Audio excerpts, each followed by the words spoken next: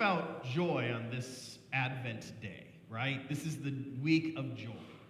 And yet, I feel that when we talk about joy, we don't really understand what we're talking about. We don't quite get it. See, joy is this transformative thing that changes individuals, changes communities, can orient our life. And yet, often when we use the word joy, we're really describing this temporary emotional thing. I got a present, I was joyful. The stock market is up, I am joyful. Whatever politician I liked won, I am joyful. And yet, none of those are really transformative, right? Because within a few days, you'll still be who you are, doing what you're doing, and very little of anything would have changed in any of those, right? See, I think what happens is we lack an understanding that there is a difference between joy on one hand, which is transformative, and excited exuberance on the other.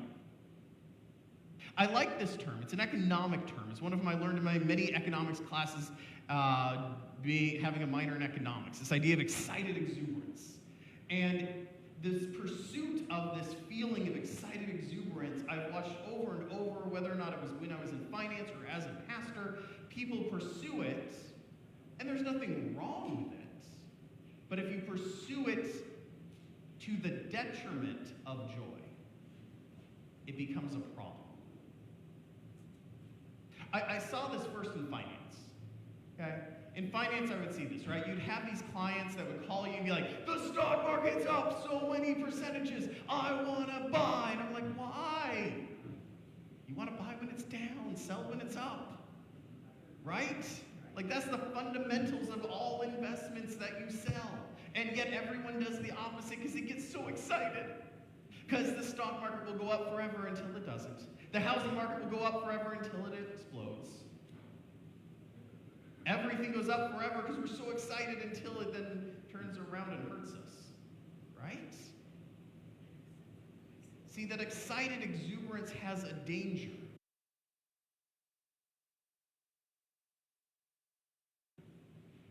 The danger is you never know the joy of paying for your kid's college. You never know the joy of retirement with your spouse because you've pursued your excited exuberance week over week, month over month, traded and sold.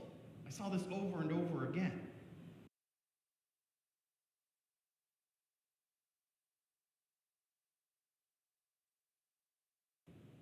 Client after client. I see this in the church too. As I'm going through seminary, you would hear different professors and they'd have their vision for the future.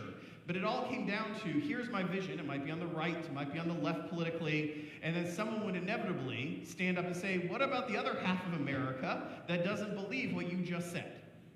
And whether or not the professor was on the right wing or whether or not the professor was on the left wing, they'd have the same response, which is, you don't need those people. Just leave them behind. Why? Because they were pursuing the excited exuberance of getting their way. Because it's fun to get your way, right? No one dislikes getting their way and having everyone agree with them and running off the people who disagree, right? It's not a left-right thing, it's a human thing, unfortunately. But that is, again, excited exuberance, not joy.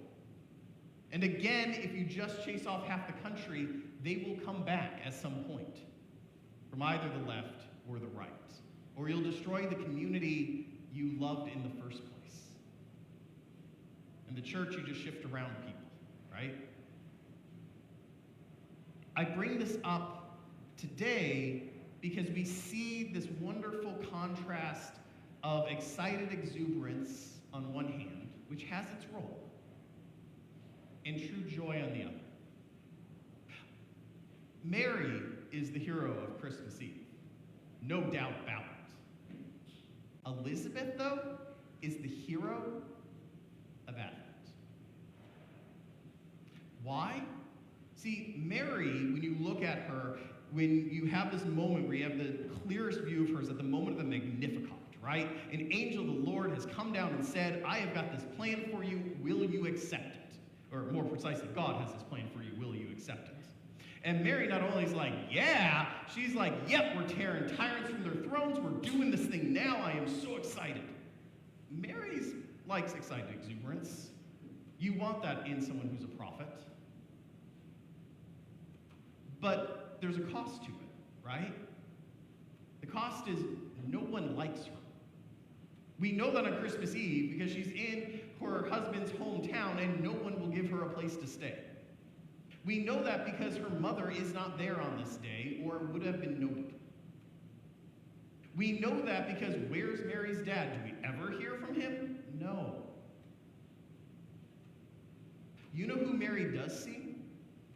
Who Mary stays in contact with? Who clearly cares about her? Elizabeth. Because when they're both pregnant, the babies jump when they meet each other. Right? See, Mary's pushing the world towards the horizon God wants. But the temptation when one does that is to break community to accomplish it. Elizabeth stands between the family on one side, who we see today, Mary on the other, and is the bridge between the two.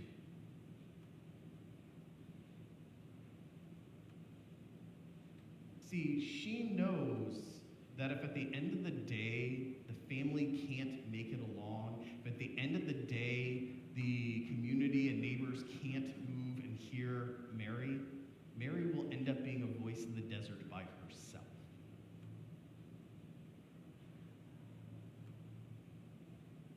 Because prophets live on excited exuberance, communities are transformed with the joy of seeing God's promises.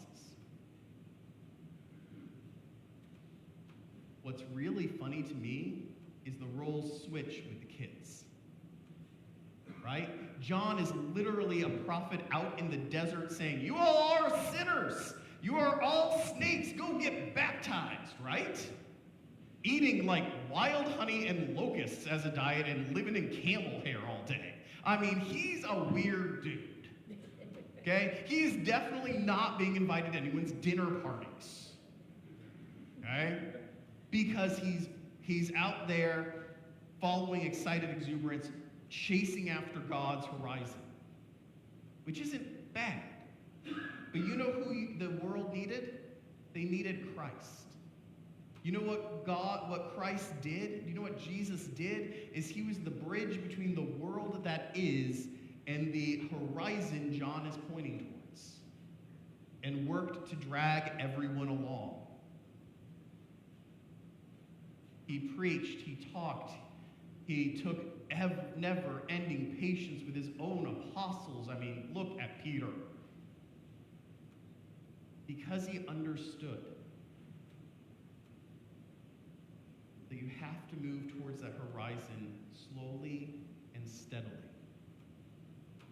or you'll end up walking towards it alone. And no real good will get done. The world needs both. Excited exuberance isn't bad, but by itself accomplishes little to nothing. It never can really transform peoples. Maybe a person, but not a community. But the joy of the community holding together, figuring out who they are, figuring out what they believe, and walking towards a horizon is a joy that pays off every day. A joy that is lived out with each accomplishment and each mark as they walk towards the horizon of God. So as you go out today, take a few minutes in your life, and you can apply this to your financial life, your personal life, your spiritual life, really anything, any part of your life, and ask yourself,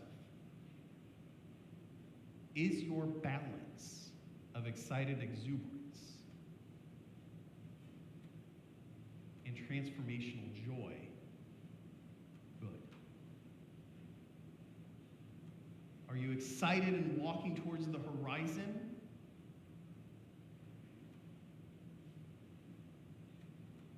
If you are you making sure you're bringing everyone with you? Because without both Mary and Elizabeth, Christmas never happened.